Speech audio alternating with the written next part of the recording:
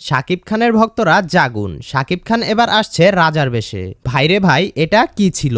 এটা দেখে মেগাস্টার শাকিব খানকে কি বলা উচিত আপনারাই বলুন।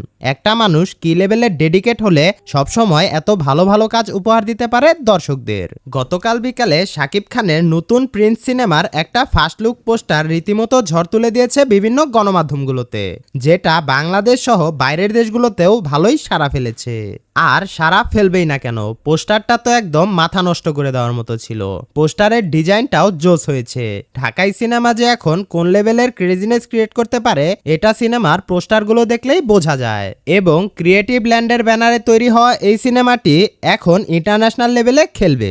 সেই সাথে এই সিনেমার আরও একটা চমকপ্রদ নিউজ হচ্ছে, ফর দ্য ফার্স্ট টাইম কোনো বাংলাদেশি সিনেমা চীনে মুক্তি পেতে চলেছে, যেটা হতে যাচ্ছে বাংলাদেশের ইতিহাসের নতুন রেকর্ড। তো আপনার কাছে শাকিব খানের নতুন সিনেমার পোস্টারটা কেমন লেগেছে অবশ্যই কমেন্ট করে জানাবেন।